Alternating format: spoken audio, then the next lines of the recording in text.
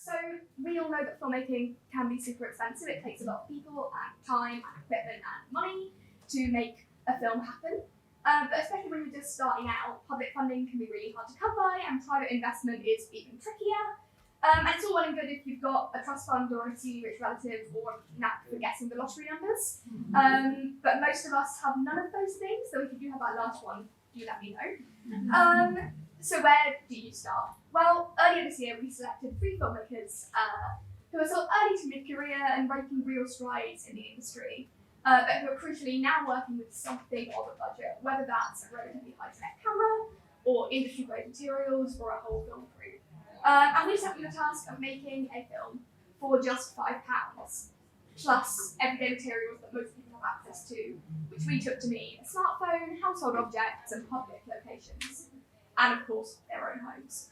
So in just a moment, we'll be screening those films, and then I'll be joined by 3 filmmakers on this stage, where we'll have a bit of a chat about their processes, dig into how they actually made their final flicks, if you like, and then we'll open up an audience Q&A where you'll have a chance to ask them any of the burning questions. I've got to note there's a content warning for one of the films. It contains just some of yours may find distressing.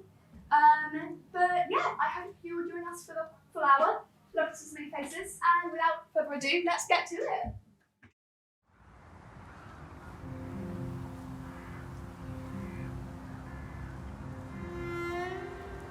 You know those promises you make to yourself as a kid?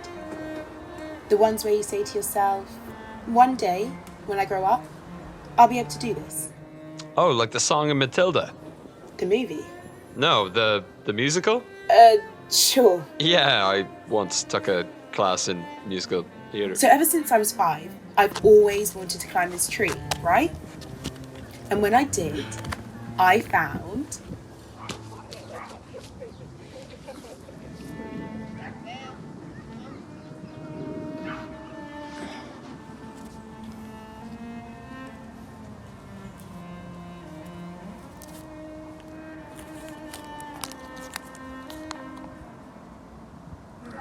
Stick with me on this. On the piece, there was a map. On the map, there was a drawing that led me down a deep, dark hole to seek out the Bunny Man. A bunny man? Nuh-uh. The Bunny Man. They say all the bright lights at night are the work of the Bunny Man. Right, and what did you have to do for this bunny man? Give it a carrot? The Bunny Man has no need for carrots. They only care for words that form questions that befuddle. Not carrots, but riddles. Who's that with a neck and no head? A shirt. What is at the end of everything? The letter G. Trapped.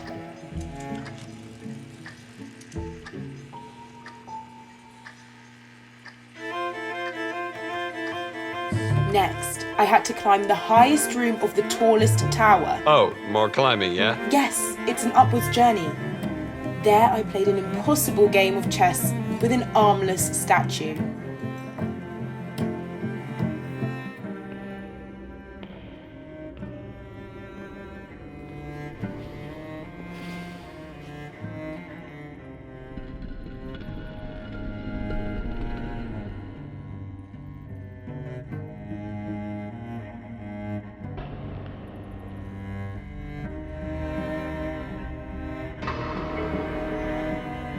Well, if it was harmless, probably wasn't that difficult, was it? No. As in it didn't have any arms.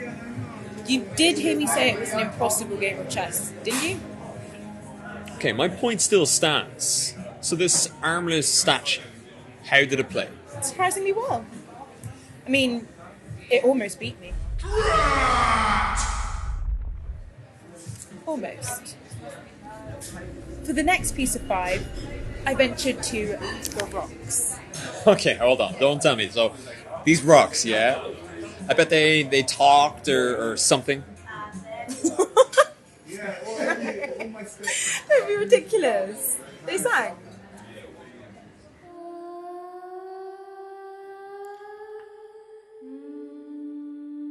And how did you find these rocks? It wasn't easy. The rocks never stay in one place. You know when your ears start randomly ringing? Well, if you follow that sound, it'll lead you to them. But you have to be really careful. These rocks are tricksters. Come on, lady, I've got work to do.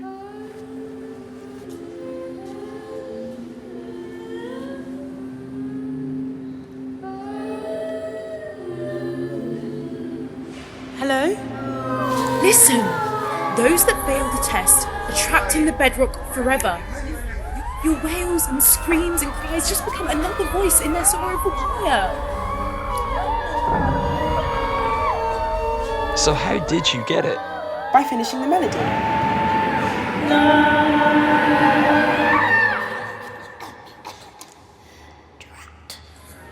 And the final piece? Look, I know you don't usually take cash, but this is all I've got. So, there's no way in hell that your dog didn't just tear this up.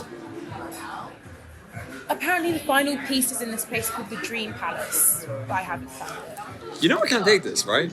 Do you not have contactless or something? No. But you can't put price on a good story, can you? Ugh, fine. They don't pay me enough anyway. Look.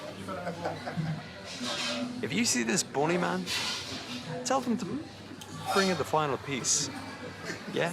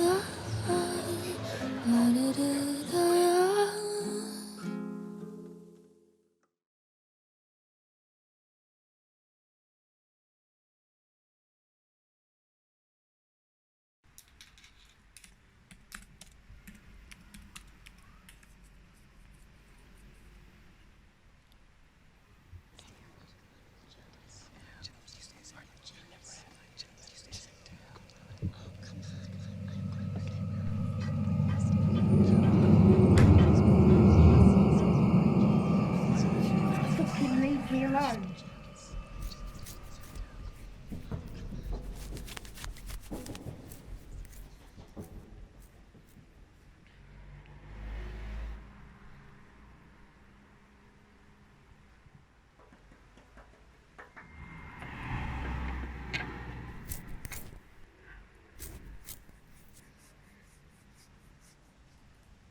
Hello. I've got the earaches. Yo, can you hear me? Hey. Hi, you alright? Yeah, I'm good. What you? Yeah, I'm alright. Sure. Yeah. What are you doing? Whereabouts do you live? South London. Where South London? I'm in South East. South East, yeah, same. What are you doing it? today? Yeah. Nothing, I'm well bored. Yeah, same. Nothing to do, is there? What do you mean? Yeah, probably. What time? I don't know, like a couple hours? Like 5, 6? Yeah, that works. You got the itches? Yeah, the earaches.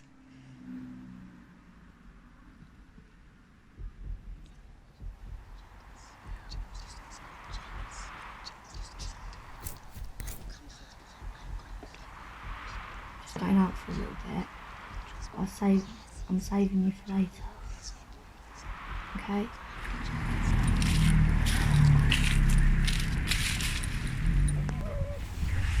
Nice to meet you. Where do you want to go? Unlike the moon in the sky, unlike the grass on the ground, yeah. I am endlessly bound to,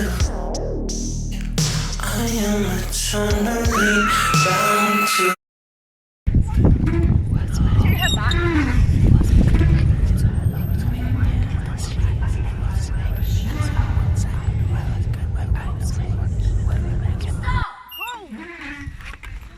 What did I do? I'm pretty sure I did something wrong. It's not you. It's just. Hey, can I see? Let me see. Go on, it's fine. I've had it before. It's just. It's kind of pretty, don't you think? Not really.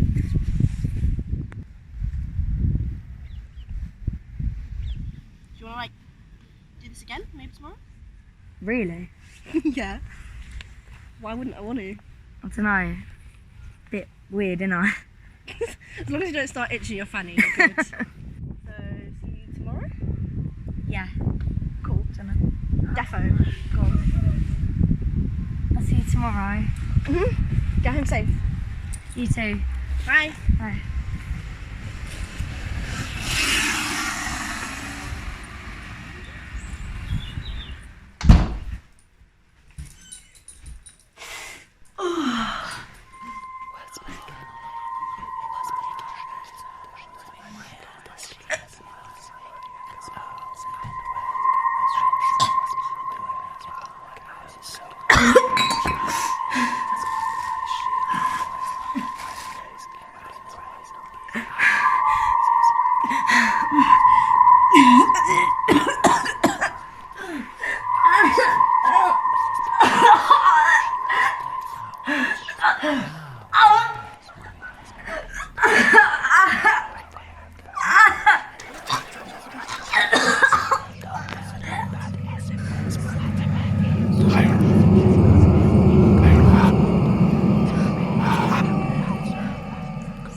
Earrings.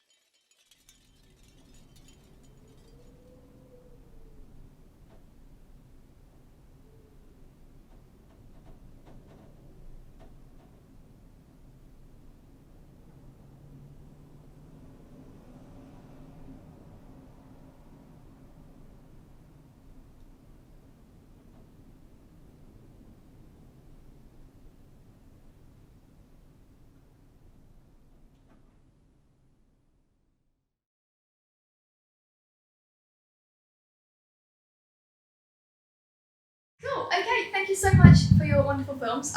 We all really enjoyed them, I'm sure. I certainly did. So I'm wondering if we could just start by going down the panel. I'll give you a quick introduction, and you could just tell us a bit about your film. Cool. So I'm going to start with Emmanuel, just because you're closest to me. So Emmanuel Lee he won Best New Talent at BFI Feature Film Festival 2021. So this year, and he co-runs the production company Big Ten Films, which is award-winning. He was shortlisted for the Cinemagic Young Filmmaker 2021, and he is currently studying film at the University of Westminster. Can you tell us just a bit about what we saw? Sure. So we shot it on a smartphone. It was just quite a freeing experience because you didn't have to worry about rigging up cameras or any lights or any of that technical stuff. You can just focus on the story and getting the shots that you need and just taking the audience on a ride. That's fun as possible. I think we had a small but mighty cast and crew. I think most of them are here. We've got Scott, the writer producer. We've got Clara, the composer. I think Tia, unfortunately, I think she didn't make it. I think I just wanted to make an ode to storytelling on a budget. I want to show that £5 could go a long way, literally. And that if you've got a story you're burning to tell, then tell it. Push past any boundaries, be it metaphorical, physical, or sometimes legal. Brilliant. Thank you so much. That definitely did that for me. Just blitzing down the panel, we've got Luna Carmine, who is a film director. She came up through Shortflix, which is a commissioning and development scheme by Creative England and Sky Arts, on which she made her debut short Nosebleed. And more recently, she made Shag Bands, which was a film for commission and played actually at last year's BFI London Film Festival. And she's currently developing, I think, her debut and second features with the BBC and BFI, respectively. Luna, can you tell a few words about... Yeah, I don't know where to start. I feel like people are going to start thinking I've got like a hair fetish or something in my films, but we basically had just like one afternoon, like what was it, like 7 hours or something? Not even that, because we just talk so much to film this. By the way, I got bottled doing this while we were walking along. Frankie can concur that. It was just me and my terrible Hawaii. I refused to get an iPhone. And if it wasn't for Frankie, like, we're just down for doing weird shit with me. Yeah. And just had a laugh. It's like so nice. Like, thank you for asking me to do this, because this is how I started making stuff, was just like weird montages and weird shorts of all the kids that are on the road that I lived down. And it just felt like that again. And it's rogue and guerrilla and captured some really funny stuff on film as well. Yeah, I had a great time doing it. Amazing, thanks. I had a great time watching. Sorry. Just moving down the panel, we've got Jess Chowdhury, who's a sculptor, animator, and filmmaker. She recently graduated from Wimbledon College, and her graduation short, Early Grief Special, was nominated for Best Animation at this year's BFI Future Film Festival. There we go. She was shortlisted for the Cinemagic Young Filmmaker 2020, and she was a finalist in the Spectrum Arts Awards. So, Jess, just tell us a bit about what we saw. Okay. So it's a stop motion animation I did on my phone using a free app. And I just used everything I had in my room because it's quite messy. So I like just picking up things that are close by. So I made this snail-like shell out of cardboard and like glue roll and masking tape. And I just wanted to tell a story about like a shell and like being trapped in a shell. So like I feel like most people feel that way, where they just want to open up, but they're kind of too scared to. So I wanted to do a short film about like, what would it be like to be ready to come out or being forced to, and sort of just experimenting in a cardboard box with that idea, and just using rice as well, like as just a medium that's quite fun to play with and just touch. And yeah, I had lots of fun making it too. Amazing, thank you all so much. And just another one going down the panel, and then we'll start into some sort of actual chatting. Just in 5 words, how would you sum up your experience of making your short films? So I can give you a few moments to think about that. And who wants to go first?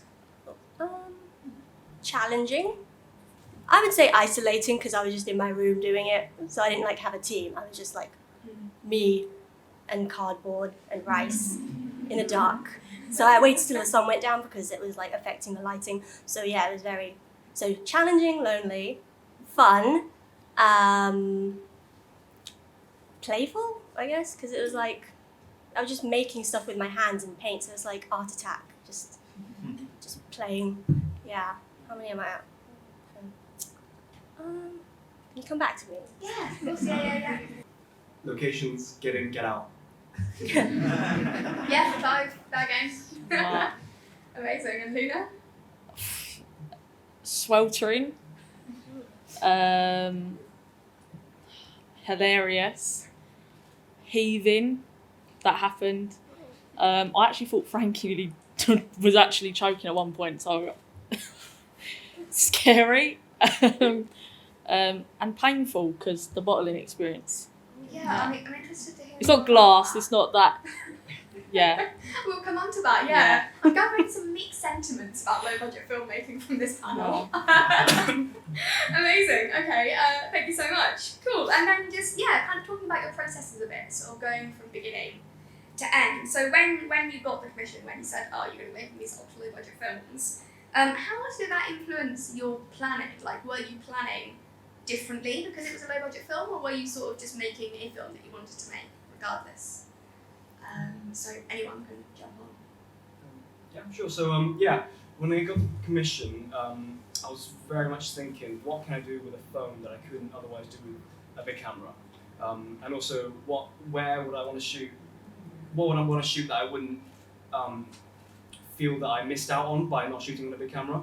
So I was just thinking, what you lose in image quality and image stability with a cinema camera, you gain in access with smartphones. So you can get it in places, you can sneak shots in places that otherwise wouldn't allow filming, or you can climb up a tree with it. And yeah, it very much swung from where can I go and then what kind of stories can I spin out of these places. Amazing, yeah, definitely. And think you use those to your advantage. Amazing, yeah. What about Jess, Luna? Yeah, so when I found out the commission, I was really excited because when I started out animating, I just started in my room as well, just using rice, and I wanted to go back to that because I kind of lost, not lost interest, but it's quite hard when during stressful times to be excited or passionate about creating things. So it kind of woke me up a bit, oh, how can I play to these strengths in this challenge, and what can I challenge myself with?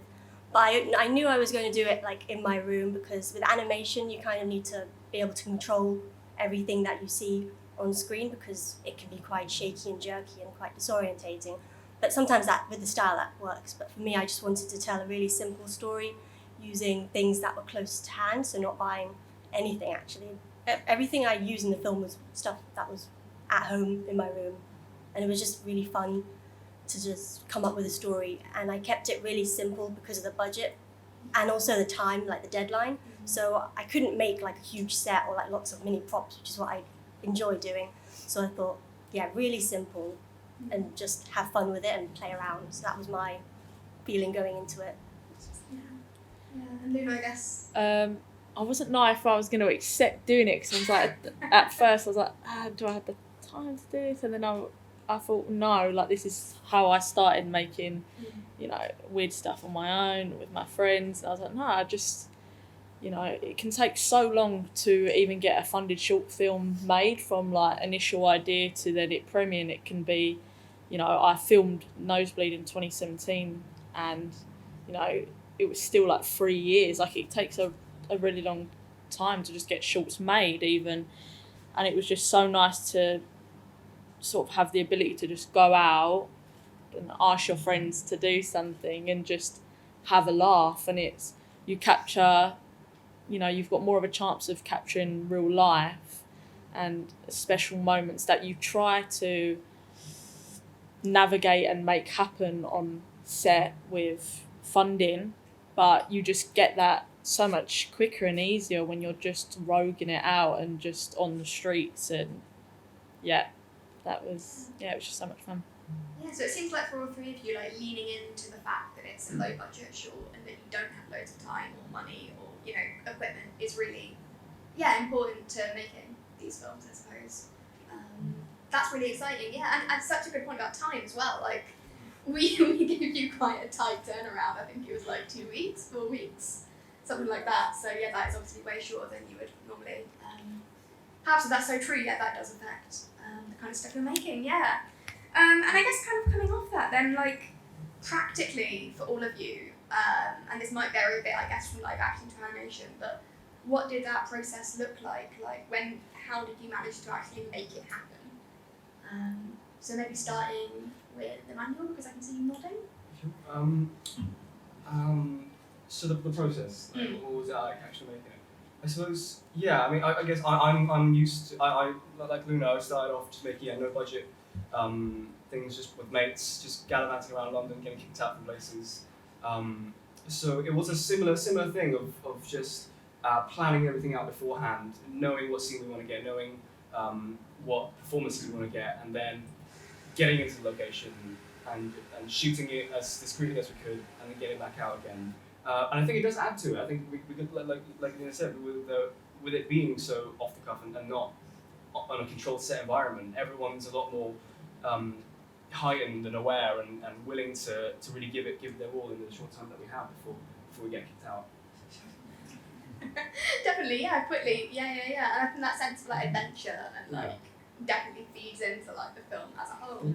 Yeah, because I think you can, when you're working on low budget, if you working from just what you have, what you have already, you don't need to build sets, you don't need to build props or design a whole new costume. Just raid your mom's wardrobe if you need, and just start from what you have, be inspired by what you have, and that's just the way I've been used to working. I think because you already have all your production stuff in place, so you can just get there and shoot.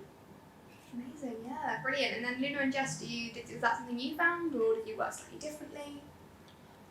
I feel like whatever I write anyway, I always think of locations in mind. That's just how I write scripts, so I kind of did that with this. And my mum's that bedroom is in Nosebleed. That was a bedroom that I shared with my mum, and it's going to be all teared down soon, and I wanted to immortalise it again and just have it how it looked, because it's just, I love it. It's stunning. It's like from the 60s, and I just wanted to immortalise that. But I guess, actually, weirdly, I found myself doing more of a shot list for this because I had such little time. I do shot lists anyway, but I actually storyboarded this because I wanted to make sure, it was just me and two girls, Layla and Frankie, that, I didn't have anyone else to rely on to be like, yeah, you've got to shoot that, you've got to do that. So I had to make sure that I storyboarded it all to make sure I actually got it done and charge my phone, which I never do. And clear your phone storage.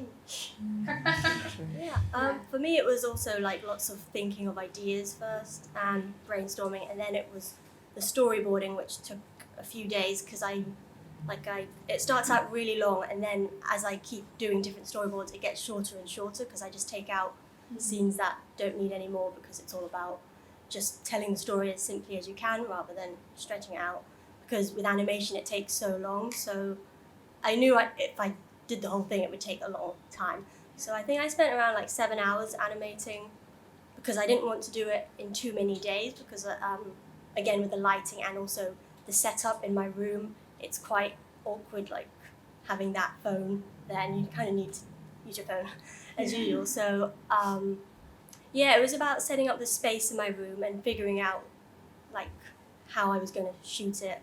And also I used my desk lamps as well, so just mainly planning before you do anything. That's what animation is, just lots of planning.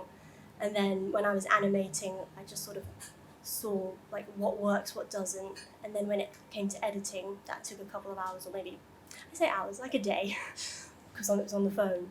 But yeah, so storyboarding, then making all the items, setting up, animating, and then editing. So that was my process. Yeah, and it seems for all of you in lieu of having film crew or the ability to spend time on things, you sort of have to really think about what you're doing and be really intentional with the planning stages of it, which is really interesting to hear. Just because I think Jess, you said you didn't spend the £5. Yeah. Which is fine. I can give it. I don't know what to do. You can buy yourself a coffee. Oh. You can do whatever you want with that.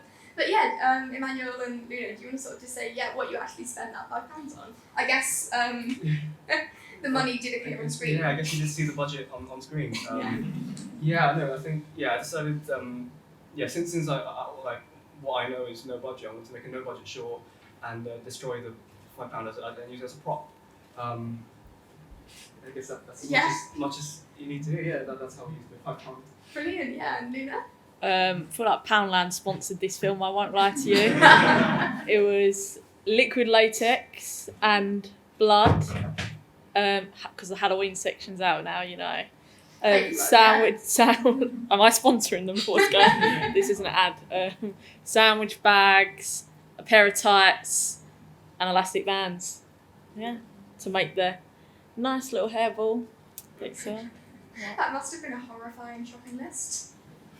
Don't know what they thought I was doing. Amazing, yeah. So it's interesting, like actually 3 very different ways of spending a fiver, or that's really interesting because I sort of did wonder what you were actually going to spend that £5 on. So that's personally quite interesting. I was gonna. The final piece that was missing from the. I was gonna bring that today. I drew the BFI on it, and I was gonna hand that in. That'll be my invoice for reimbursement. Did you do that though? I didn't. So it's gone. Oh, it counts. Amazing, and you've all kind of touched on this, but like obviously with working on such a low budget, you're having to become a one-person band, or if you do have collaborators, you can't afford to have someone putting focus because you're doing it on a smartphone. So like, either how did doing it on your own, in your case Jess, affect kind of the decisions you made, or for Luna and Emmanuel, sort of how did you approach collaboration when you presumably didn't have the budget to pay people? So I guess starting with whoever wants to go first. I guess with animation, because I'm still like learning as I go, and it's one of those things that I guess animators like animating on their own. I think it's quite hard to do that job with like everyone around you, because it's just you and like a puppet moving it very tiny increments and then taking a picture hundreds of times until you lose your mind. But yeah, I think I would like to work more in a team, like when it comes to the post-production type stuff, like editing, because you kind of need that fresh pair of eyes always. And with my film, I really just kept it as like simple as I could with what I was able to animate, because it is quite, I don't want to say painful, but yeah, it is kind of like it's back. My back ached when I was doing it, but yeah, I think it was just once you're in the zone, it's very like it's quiet process. You don't really talk a lot. You just sort of switch off and make the film.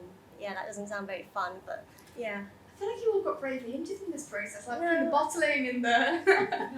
Yeah. Oh well, but that's really. I feel like I guess for animation, it's less of a difference to have a really small, just one person or a smaller team. Yeah, and I guess it feels quite like the film and the process both sound quite meditative almost. Yeah, that's really interesting. Great, yeah, Emmanuel, Luna. Yeah. It was really lovely working in a very small, intimate cast and crew. It was just 2 or 3 of us most of the time. And even though I was directing, it was a very collaborative atmosphere. We were always sharing ideas with each other, and we had a lovely. The first time we rehearsed was about an hour before we shot the film. We actually finished the script at 4 a.m. the morning before we shot, so it was all very very tightly timeline. But yeah, no, it was a lovely atmosphere to work with. Just it was just it didn't feel like work. It's just fun and creation. Lovely, yeah. It does feel like a bit of a day out, like watching all of them. It feels kind of, like just listening you explore. Yeah, Go to the Tate, go to the British Museum. Yeah, little tourism program. Yeah. Amazing, and Luna. Yeah, I thought it was really great because just workshopping with Frankie, like she came to my house and just, I was like, stick this on, stick that on. who do we think this girl is and how does she act, and had her read a few other bits and pieces until we started filming. And yeah, I really like the freedom of just like work. Like, I feel like I'm a director's actor, and I love spending time with, you know, people who just want to be ugly. Like, I'm really interested in you know, ugly people, and I mean that like an internal kind of ugly. I just want to see it all of the time, and it's rare that you find people who want to go to them places and just do not, you know, have such emotional intelligence, but just willing to just be ugly and be them sides of themselves. And that's always what I'm interested in. And Frankie just is just like, yeah, whatever, I'm gonna do it. I'm gonna, you know, bloody wrap a bit of extension hair down my throat and put it out for you. And it was just such a laugh, like even how gruesome and grotesque, you know, it is. We just kept giggling and laughing, and I think that's so important, you know, if you're making something a bit disturbing, is to have levity. But we just, you know, it was just such a good day to just get up, not think, you know, entirely about everyone else behind you, and just, you know, go shoot something. And I think that's so important, to just keep making stuff, you know, whether people see it or don't see it. You know, it was just, you know, all you have when making a film is the experience of making the film. You know, the film could be terrible, but the experience is always what you're going to remember, and the experience was just hilarious and fab. And yeah, thanks for asking me to do it. Oh, lovely. That's, yeah, it feels like you went on 3 kind of school trips in a way, and that just, yeah, really lovely. I mean, that, yeah, in the nicest possible way. I mean that as a compliment. That sounded backhanded. Yeah, and just, I guess, what I found really exciting about you all as filmmakers is you've all got a really distinctive style. So, you know, you can look at a film and say, oh, that's a really Jack Chowdhury film, that's a really Una Kamoon film, that's a really Emmanuel Lee film. And I guess a conversation that happens a lot in the DIY space is kind of, to what extent should people lean into the DIY-ness and try and make something that looks in a particular way, and to what extent should people try and put their own spin on films? And I feel like you all did that really successfully, in that, like, I could look at those films and I could sort of, yeah, I could see lots of echoes of your previous work kind of appearing in them. So, like, do you have any practical tips for emerging filmmakers, or filmmakers sort of relatively early career, for finding that personal style when you have, you know, a fiver? I'd say start small, you know, rather than go really big and ambitious. Just think about like stories that you want to share and how best you can tell them. And with me, it's like you don't have to use words sometimes. Like visually, people can tell a story without needing it to be said or spoon-fed to them. And using what you have is really great, because it's like your personal belongings and your items that are close to you. And that's what's really easy with starting out in film, is that you don't have to like buy really expensive materials and new stuff. You can just use what you have and then play on it from there and just have fun with it. But like, don't stress out about what other people think, because that's something that really gets in your head a lot, is like, how will people react to this? But when you're making films, just make it for yourself first, and then once you've made it, then you kind of feel like, okay, I want to share this now. And then once it's out there, you can just keep making and making. And then, yeah, that's really clear. Thank you. Emmanuel, Luna? Yeah, I think it comes to practice. I think the more you make, the more you'll start to notice the things that you're drawn to, you're naturally drawn to, and then the style will come from that. You know, don't worry too much about needing to be unique or having a personal style. Just keep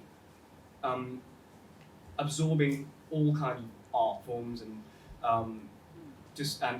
going out into the world as well, and just eavesdropping and seeing what things really interest you and really fascinate you, and those things will naturally come into your film potentially. I mean, I think everyone's process is different, but for me, my creative process would be, I usually start with locations. You know, locations that have some sort of mystique to them, some kind of that when I walk into it, I feel like, oh my god, I really want to imagine what kind of characters could inhabit this space, what kind of stories could be told here, and then so I start with images. I start with images that my mind really snags onto, and in exploring those images, I realize what it is that's about my personal story, my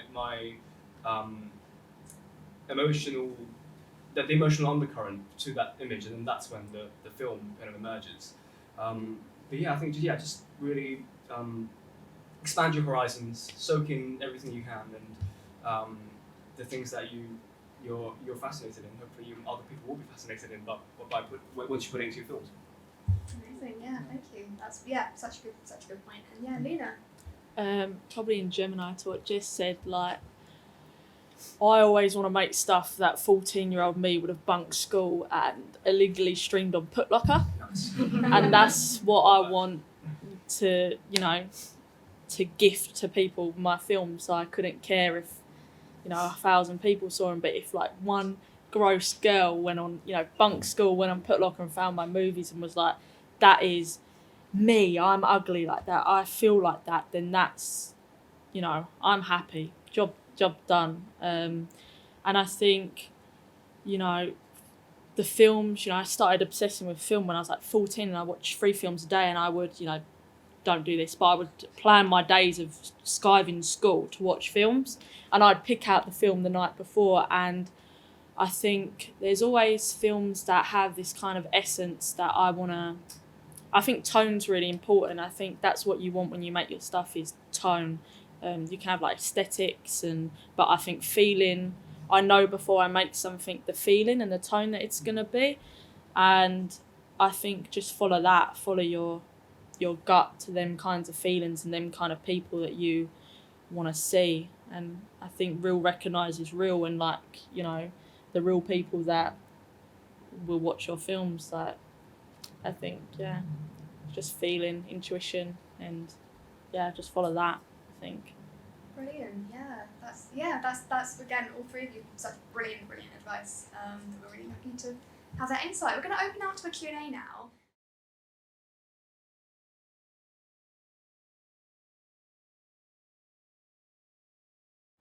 Well, I suppose the order of everything. You got to write the script first, and then rehearse with the actors, shoot the scenes, and then edit it together. That still remains the same. Just everything is a lot more simplified, which can be nice.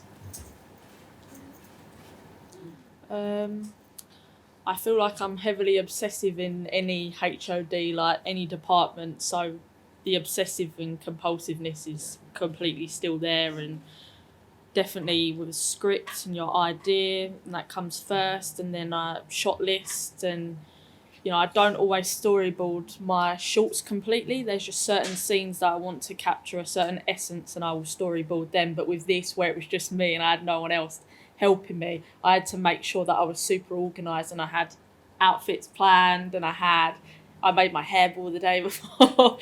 I think preparation, well, actually no, I feel like the preparation is still just as rigorous as on a funded, and I feel like how much I gave to it was the same as I would give on my funded stuff.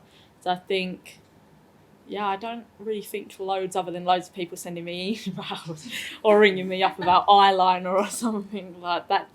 I think that was the difference. I still was just obsessed with every little crack and crevice of it. So obsessiveness, yeah.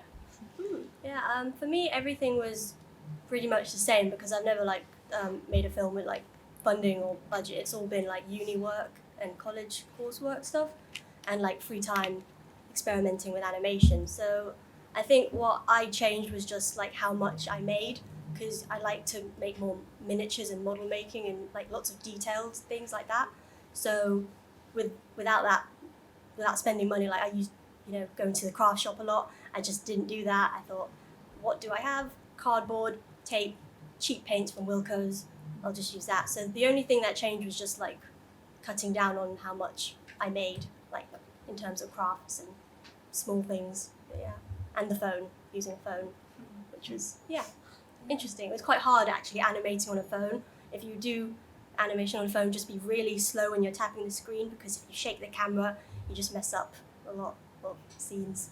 But it's worth saying also, we asked them all to edit it on their phones, which I think was, I can't imagine was easy.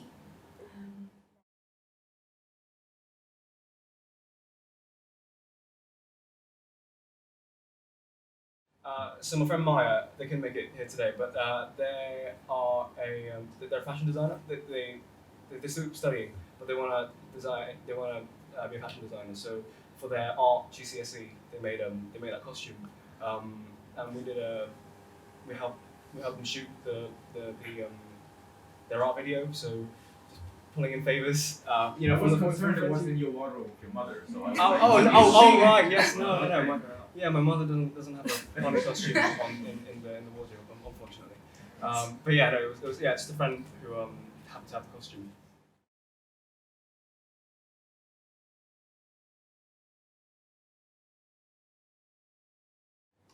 If I had 500, I probably wouldn't have made this film. Yeah, I think it's very much just springing from, if I had £5, what would I do with it? And kind of almost really trying to, when you're so restricted inside the box and you can't think outside of it, you can try and turn the box inside out, I suppose. So it's just that. So yeah, I think if I had 500, I would have made a different film entirely.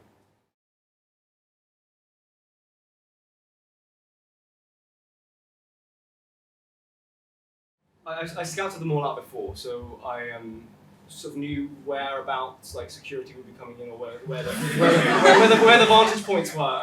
And I think to be honest, I think it is just, I'm a big proponent for guerrilla filmmaking, especially when you're working on a low budget and you have no choice. Then shoot wherever the hell you want, as long as you.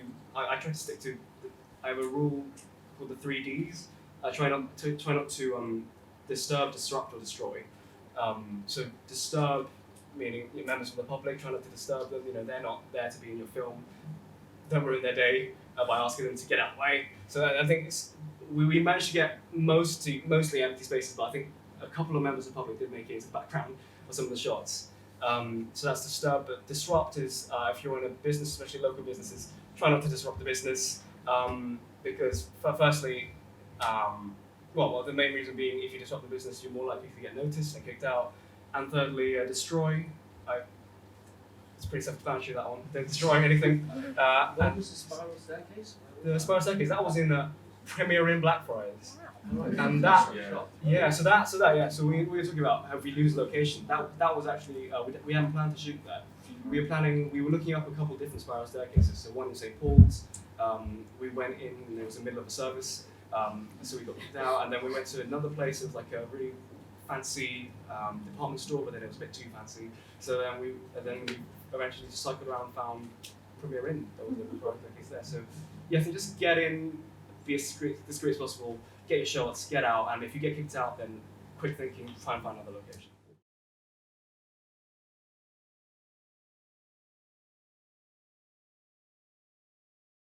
I used 3 free apps, so didn't pay for any apps. Premiere Rush, which was recommended to put the clips together, because I animated the scenes all on a stop motion app. It's just called Stop Motion, and that's free. So I animated it, and then I moved it to Premiere Rush. And then once the film was done, I moved it to iMovie, which is another app, so that I could add the sounds. So I recorded the sounds on my voice memo app. And also for the audio and like the sound of rain, if you go onto YouTube, there's just a creator studio. So it's like a free audio library where you can just download sound effects and music for free.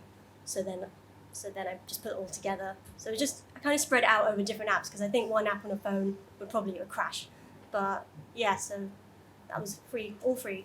I pretty much did the same, like sort of alchemy and downloading sounds, because that was not me itching, I promise. Because otherwise, I guess it would probably crash, yeah. But I feel like most local libraries now anyway have like iMovie, and I live in a really not nice area, and we have a ICT suite, so I think it's pretty accessible to edit on, in your local library if you can't do it because of storage or reasons on your phone. I think it's definitely, you can find a place and do it. Yeah, unfortunately, the clips my phone definitely kept crashing on Premiere Rush. But that might be because I was using clips from another phone, so it was like a file type issue. So unfortunately, I had to succumb, and I edited it on my laptop. But I have used many free editing apps on my phone before. I can recommend InShot. That's a good one. I always use that for little clips, especially for like day out montages. I think that's great for that. It's and also Premiere Rush. What I did manage to use of it it's great. It has the multi tracks. It has and it's all free.